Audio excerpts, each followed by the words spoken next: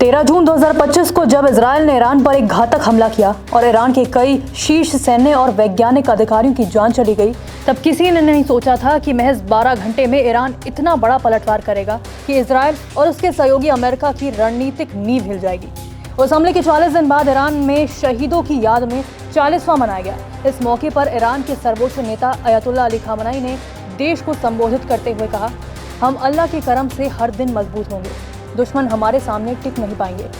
Khamenei ने शहीद हुए IRGC chief army general Bagheri, senior commander Salami missile division के हजीजादे और वैज्ञानिक तहरची अब्बासी सहित सभी को श्रद्धांजलि दी और कहा कि ईरान ने चाहे कितने भी नुकसान उठाया हो, लेकिन दुश्मन अपने मकसद में बुरी तरह नाकाम रहा।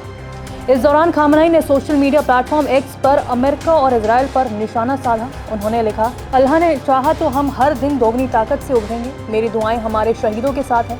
महिलाएं, बच्चे, जवान सब हमारे गौरव हैं। उन्होंने याद दिलाया कि कैसे 26 जून को उन्होंने ही अमेरिका के अल उदैद एयरबेस पर हमला कर मिडिल ईस्ट की चाबी को कुचल दिया था।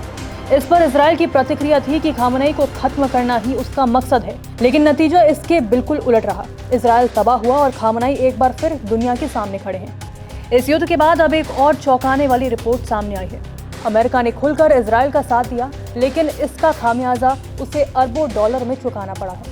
जब ईरान में मिसाइल हमले शुरू किए तो अमेरिका को इजराइल की रक्षा के लिए अपने सबसे एडवांस मिसाइल इंटरसेप्टर सिस्टम तैनात करने पड़े। इसमें SM-2, SM-3, SM-6 और THAAD सिस्टम शामिल थे।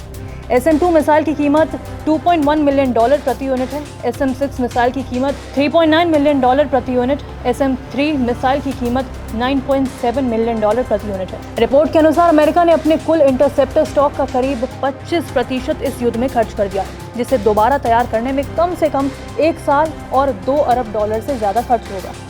युद्ध के आखिरी दिनों में अमेरिका ने खुद ईरान पर B-2 बमवर्षक विमानों से बमबारी की, लेकिन ईरान के बैलिस्टिक मिसाइल हमलों ने इजराइल के कई सैन्य और औद्योगिक ठिकानों को तबाह कर दिया। इजराइल को बचाने के लिए अमेरिका ने भारी मात्रा में पेट्रियट मिसाइलें भी इस्तेमाल की, खासकर 21 जून की रात जब ईरान ने कतर स्थित अमेरिकी अल उदैद एयरबेस पर बड़ा हमला किया। इससे पहले अमेरिका रेड सी में हूती विद्रोहियों के खिलाफ अपने इंटरसेप्टर सिस्टम को काफी हिस्सा खर्च कर चुका है। इसलिए जब ईरान इजराइल युद्ध हुआ तो अमेरिका की अपनी रणनीतिक क्षमताएं तत्कालिक रूप से झुकनी पड़ी।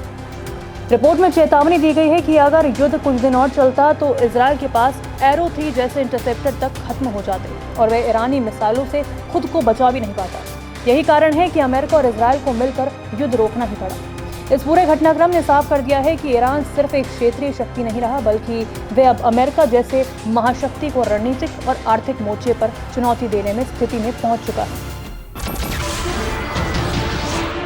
नमस्कार, मैं हूं मानक गुप्ता। अगर आपको हमारा ये वीडियो पसंद आया हो तो इसे लाइक और शेयर जरूर करें, और हाँ, हमें सब्सक्राइब और फॉलो करना ना भूलें ताकि आप देश और दुनिया की कोई खबर मिस ना करें। तो जुड़े रहिए हमारे साथ और देखते रहिए News 24।